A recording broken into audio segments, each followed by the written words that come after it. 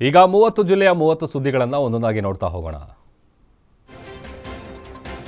Dharwad BJP ಮುಖಂಡ ಯೋಗೇಶ್ ಗೌಡ ಕೊಲೆ ಕೇಸ್ನಲ್ಲಿ ಕಾಂಗ್ರೆಸ್ ಶಾಸಕ ವಿನಯ್ ಕುಲಕರ್ಣಿಗೆ ಕರ್ನಾಟಕ ಹೈಕೋರ್ಟ್ ಮತ್ತೆ ಶಾಕ್ ಕೊಟ್ಟಿದೆ. ವಿನಯ್ ಕುಲಕರ್ಣಿ ಜಾಮೀನು ಕೋರಿ ಹೈಕೋರ್ಟ್ನಲ್ಲಿ ಅರ್ಜಿ ಸಲ್ಲಿಸಿದ್ರು.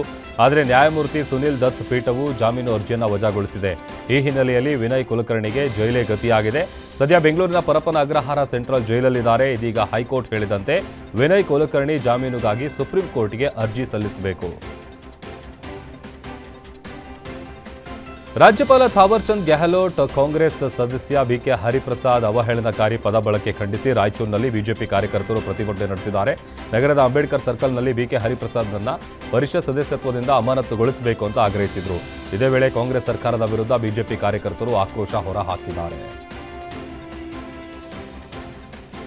ದೇಶಾದ್ಯಂತ ಬ್ಯಾಂಕ್ ನೌಕರರು ವಿವಿಧ ಬೇಡಿಕೆಗಳನ್ನು ಈಡೇರಿಸುವಂತೆ ಆಗ್ರಹಿಸಿ ಪ್ರತಿಭಟನೆ ನಡೆಸಿದ್ದಾರೆ. ಬಳ್ಳಾರಿಯ ಯುಎಫ್ಬಿಯು ವತಿಯಿಂದ ಎಸ್ಬಿಐ ಮೇನ್ ಬ್ರಾಂಚ್ ಆವರಣದಲ್ಲಿ ಧರಣಿ ನಡೆಸಿ ಬ್ಯಾಂಕ್ಗಳ ಸಿಬ್ಬಂದಿ ಮತ್ತು ಅಧಿಕಾರಿಗಳು ಆಕ್ರೋಶ ಹೊರಹಾಕಿದ್ದಾರೆ.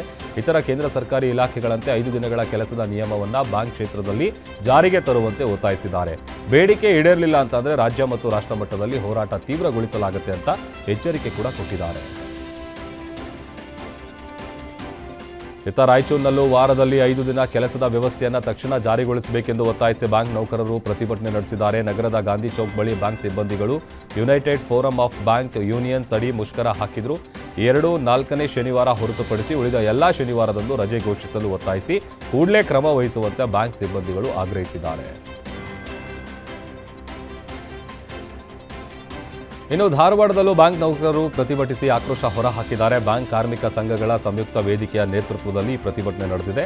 ಪ್ರತಿಭಟನೆಯಲ್ಲಿ 100 ಬ್ಯಾಂಕ್ ನೌಕರರು ಭಾಗವಹಿಸಿದ್ರು.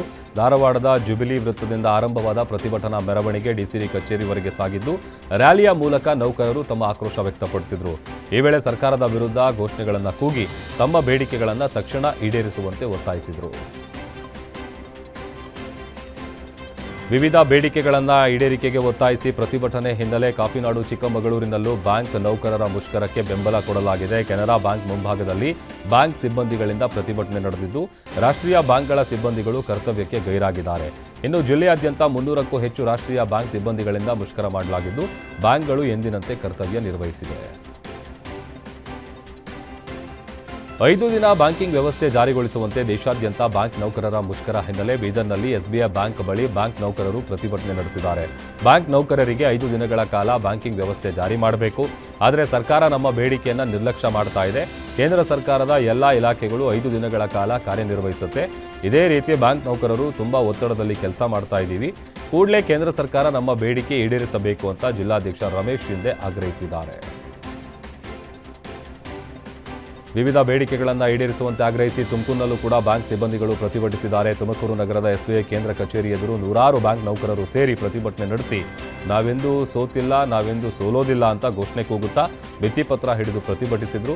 United Forum of Bank Unions ಅಡಿ ನಡೆದ ಈ ಮುಷ್ಕರದಲ್ಲಿ ಬ್ಯಾಂಕ್ ಖಾಸಗೀಕರಣ ವಿರೋಧ, ಸಿಬ್ಬಂದಿ ಕೊರತೆ ನಿವಾರಣೆ, ನೇಮಕಾತಿ ಸೇರಿದಂತೆ ವಿವಿಧ ಬೇಡಿಕೆಗಳನ್ನು ಈಡೇರಿಸುವಂತೆ ಸಿಬ್ಬಂದಿಗಳು ಆಗ್ರಹಿಸಿದ್ದಾರೆ. ವಾರದಲ್ಲಿ 5 ದಿನ ಕೆಲಸ ಸೇರಿದಂತೆ ವಿವಿಧ ಬೇಡಿಕೆ ಈಡೇರಿಕೆಗೆ ಆಗ್ರಹಿಸಿ ಬ್ಯಾಂಕ್ ಸಿಬ್ಬಂದಿಗಳು ಶಿವಮೊಗ್ಗದಲ್ಲಿ ಪ್ರತಿಭಟನೆ ನಡೆಸಿದ್ದಾರೆ. ರಾಷ್ಟ್ರೀಕೃತ ಬ್ಯಾಂಕ್ ನೌಕರರು ಕೆಲಸಕ್ಕೆ ಗೈರಾಗಿ ಪ್ರತಿಭಟನೆಗೆ ಭಾಗಿಯಾಗಿದ್ದಾರೆ. ಶಿವಮೊಗ್ಗದ ಬಿಎಚ್ ರಸ್ತೆ ಎಸ್ಬಿಐ ಬ್ಯಾಂಕ್ನಿಂದ ಗೋಪಿ ವೃತ್ತದವರೆಗೆ ಪ್ರತಿಭಟನಾ ಜಾಥಾ ನಡೆಸಿದ್ರು. ಬ್ಯಾಂಕ್ ನೌಕರರಿಗೆ ವಾರ ಪೂರ್ತಿ ಕೆಲಸ ಒತ್ತಡಕ್ಕೆ ಕಾರಣ ಆಗ್ತಾ ಇದೆ.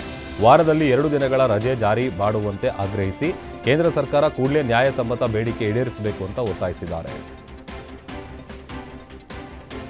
ಶಿವಮೊಗ್ಗದಲ್ಲಿ ಅವಧಿ ಮೀರಿದ ಆಹಾರ ಪದಾರ್ಥಗಳ ಮಾರಾಟ ಬಯಲಿಗೆ ಬಂದಿದೆ. ವಿದ್ಯಾನಗರದ ಆಹಾರ ಪದಾರ್ಥಗಳ ಗೋದಾಮಿನ ಮೇಲೆ ಅಧಿಕಾರಿಗಳ ತಂಡ ದಿಢೀರ್ ದಾಳಿ ನಡೆಸಿದ್ದು, ಅವಧಿ ಮೀರಿದ ತಿಂಡಿ ತಿನಿಸು ಪ್ಯಾಕೆಟ್ಗಳು ಪತ್ತೆಯಾಗಿದೆ. ಅಪರ ಜಿಲ್ಲಾಧಿಕಾರಿ ಅಭಿಷೇಕ್ ಅವರ ನೇತೃತ್ವದಲ್ಲಿ ಉಪವಿಭಾಗಾಧಿಕಾರಿ ಹಾಗೂ ಇತರೆ ಅಧಿಕಾರಿಗಳು ದಾಳಿ ನಡೆಸಿದ್ದು, ದಾಳಿ ವೇಳೆ ಅಧಿಕಾರಿಗಳೇ ಶಾಕ್ ಆಗಿದ್ದಾರೆ. ಬಳಿಕ ಗೋದಾಮು ಮಾಲೀಕನ ವಿರುದ್ಧ ಪ್ರಕರಣ ದಾಖಲಿಸಿ ನೋಟಿಸ್ ಕೊಡಲಾಗಿದೆ. ಗ್ರಾಹಕರು ಆಹಾರ ಪದಾರ್ಥಗಳನ್ನು ಖರೀದಿಸುವ ವೇಳೆ ಅವಧಿ ದಿನಾಂಕವನ್ನು ಪರಿಶೀಲಿಸುವಂತೆ ಅಧಿಕಾರಿಗಳು ಎಚ್ಚರಿಕೆ ಕೊಟ್ಟಿದ್ದಾರೆ.